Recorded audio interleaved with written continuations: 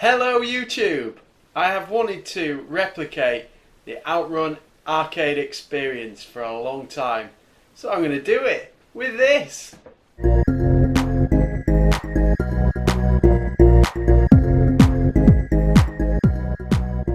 So here it is, the Esperanza High Octane Gaming Racing Wheel. Let's get it unboxed.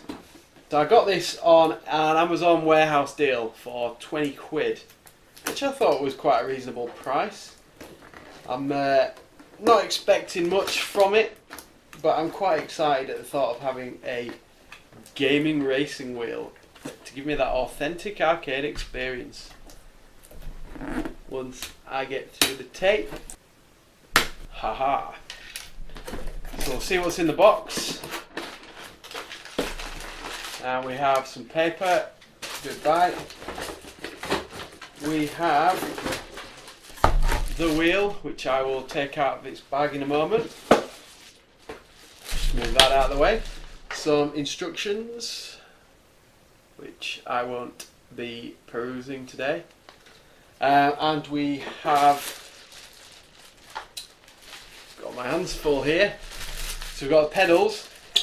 So we've got, I'm assuming, accelerate, brake, no clutch. And that connects by some sort of, I think that's a telephone connection. And that will plug into the main steering wheel, which is down here. Oh yes, we've got flappy paddles. How exciting. And so on the front of the wheel you have, I'll just get that into focus. Whoa, where's the camera? Oh, I can still see you through the wheel.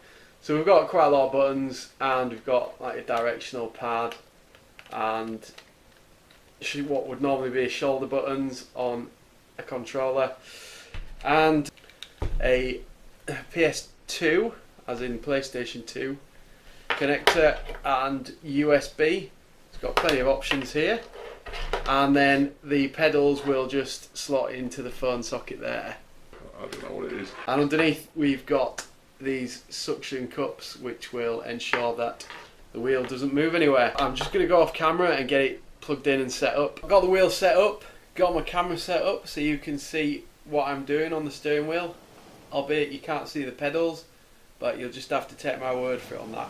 So we're going to play a bit of OutRun 2 SP, as it's probably the most arcade accurate mode on this game.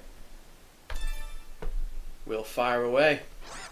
When I say this game, I of course mean OutRun 2006, one of the greatest OutRun ports ever. So to choose my car, as you can see, I'm using the wheel to do that, and I will go for the Testarossa Classic. So off camera, I did set up the controls. It was very easy to do, as you'd expect really for a controller like this.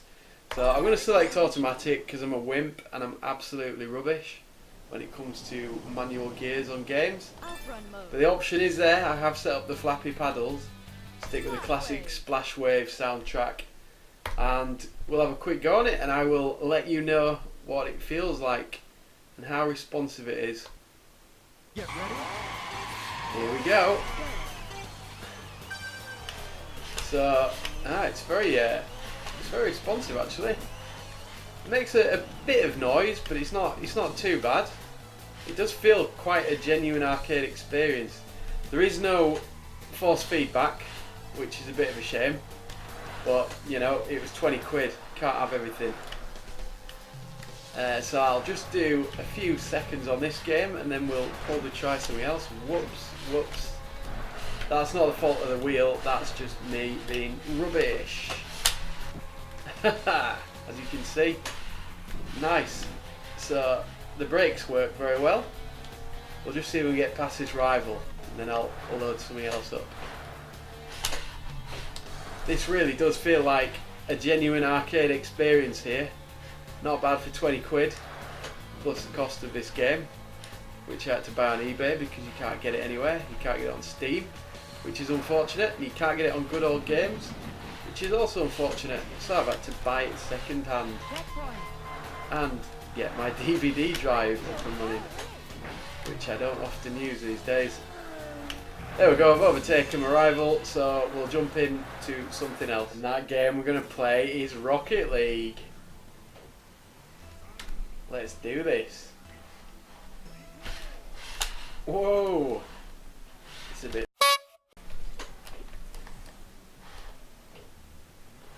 chuffing heck.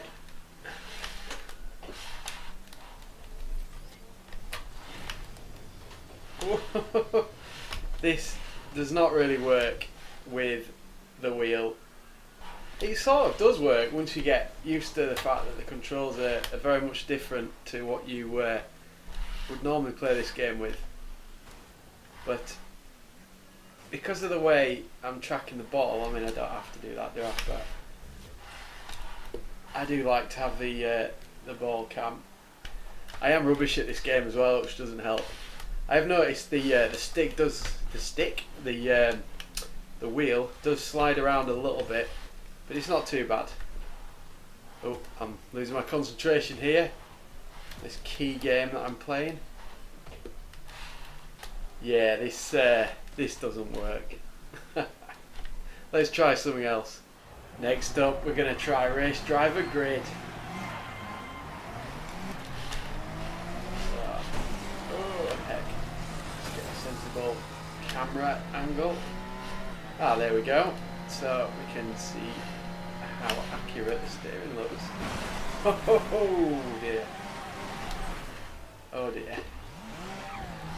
Reverse. Oh heck. Oh dear. Right.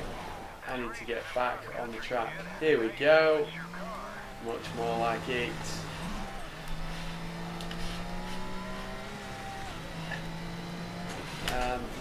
Oh. This feels really cool, but I think I might need some driver assists on. I have absolutely no idea where I'm going now.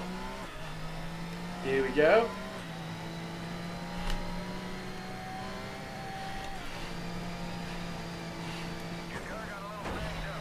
Yeah, I give up. So what do I think to it? Well, 20 quid, it's good. If you're wanting more of an authentic experience where the force feedback or the alleged force feedback works, then I would probably spend a little bit more money. Links down below in the description. If there's any games you want me to test using this, obviously nothing stupid. I'm not going to try and play a first-person shooter with the steering wheel. But anything sensible, I will give it a go if you like and give you my verdict. But all in all, I'm very, very happy with my purchase. I'll leave you with this.